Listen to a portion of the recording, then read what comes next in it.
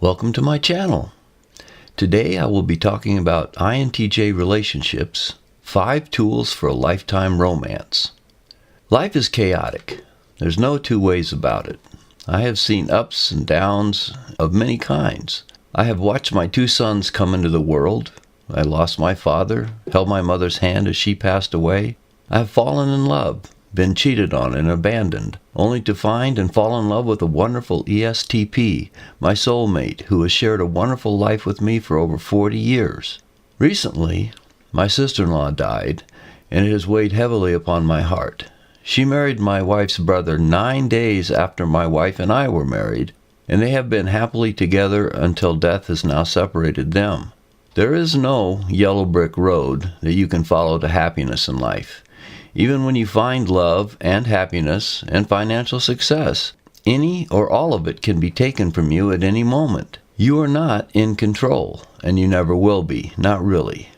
All you can do is to create the best structure you can for your existence to enhance the odds of success. You can help today to have the best possible chance to be a good day through your planning and actions, but you cannot guarantee that you will even live through the day.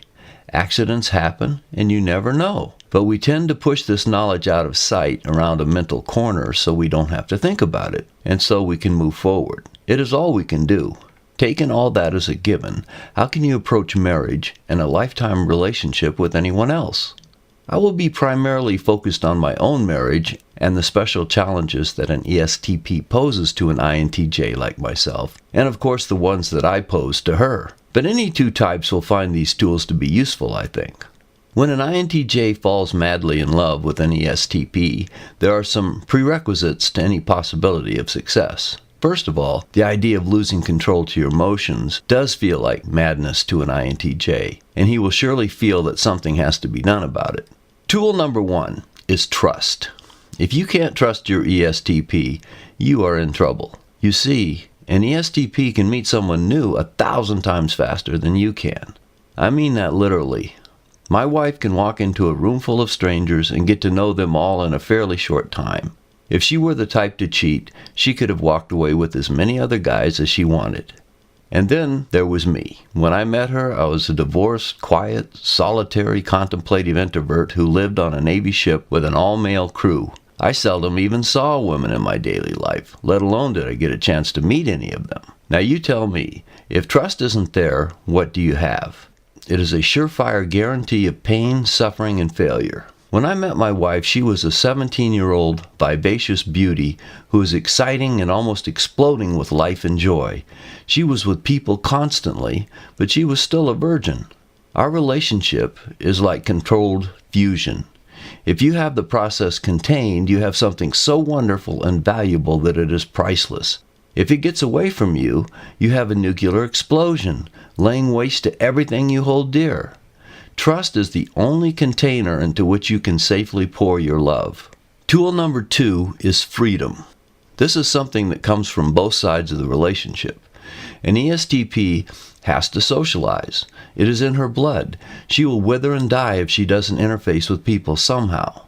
My wife was a stay-at-home mom, and while we were in the Navy wives were strongly networked, and they had social events together and helped each other with the kids and many other things. When the kids left the empty nest behind, my wife joined a women's bowling league. She ended up being the president of the league and got on the microphone and talked with the members at the start of the league bowling each week. She had friends, used the phone unmercifully, and then she started up a web page that went through the roof in popularity. The page visitors got together many times for weekend gatherings, and there was my wife at the microphone directing the show. From her side, she has given me the freedom to be alone a lot. I can go to my study, and she doesn't pop in and bother me every minute with this or that. If it is important, that is fine, but she knows the difference. But occasionally, we both hit our limits. Sometimes she wants to drag me out when I really don't feel up to it. If I overdo my alone time, she will say, "There is never a good time to interrupt you." And that leads to the next tool. Tool number 3 is love. Sadly, most of the stories put out in the mass media, whether it is on TV, in movies, or in books, focus on love as if it were a standalone thing, or at most coupled with sexual encounters. Story after story shows couples falling in love, but what about the long-term mature entity that love becomes when it grows up? These stories, they never leave the playpen stage, and they fail to watch love grow up into a lifetime of glorious joy of which it is capable of becoming. Maybe it is because I'm an INTJ, but love is of little value unless it has a support system in place. It is like a plant that requires good soil in which to grow, sunshine and water. Media romance is like sowing seed on stony ground where it will only spring up to die. This is insane. What is love? Love is putting the other one first. Love is caring about the other one's feelings deeply.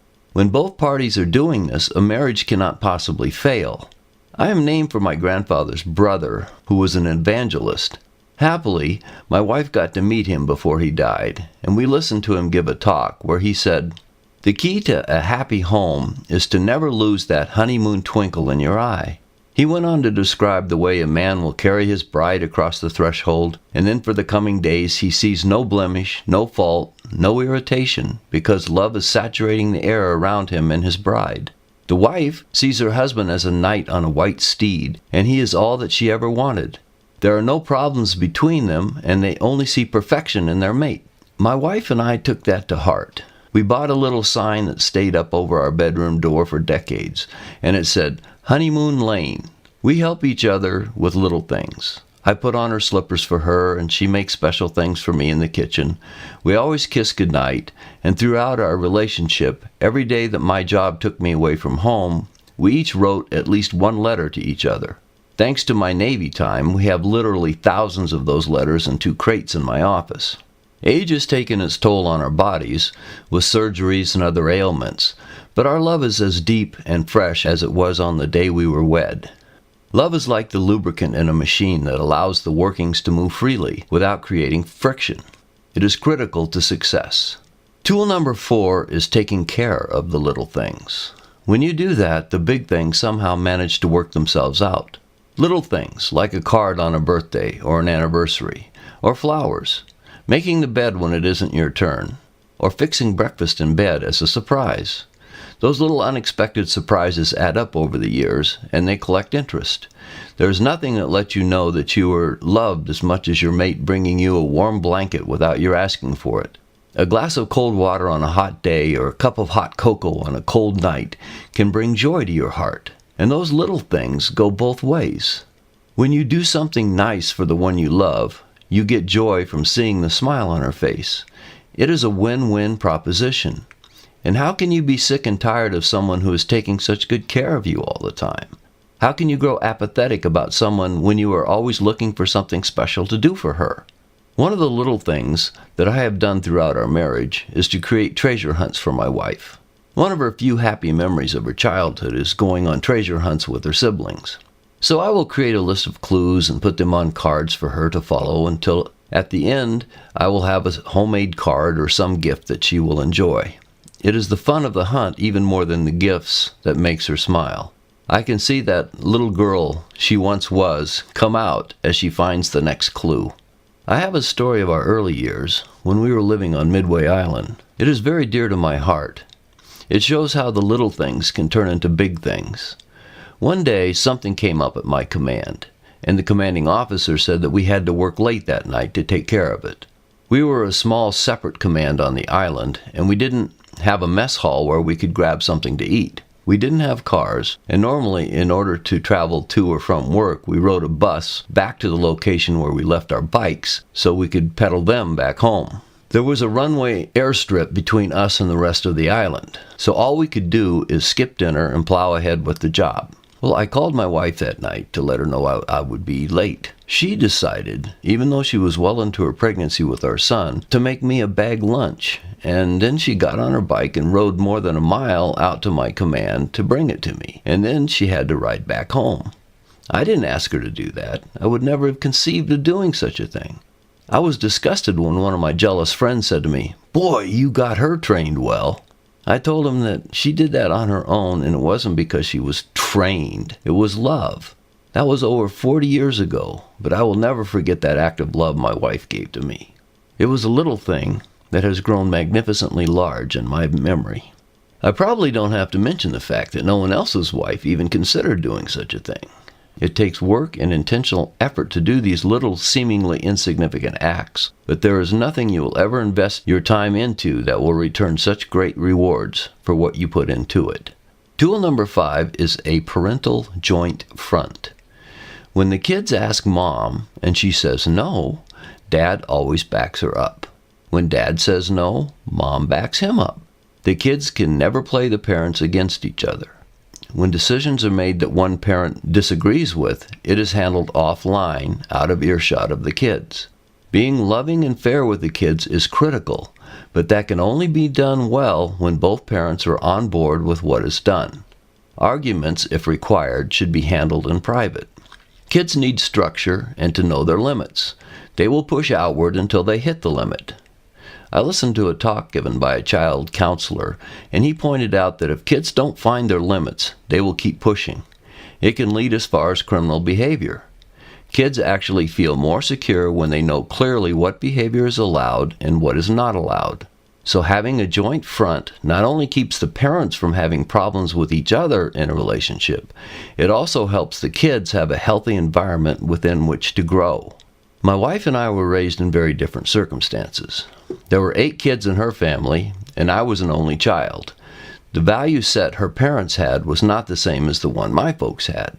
So we had to make up our own family rules as we went along. To make this a little more complicated, we are both stubborn on the important things and think that our own way is the right way, and neither of us is quick to back down on important issues.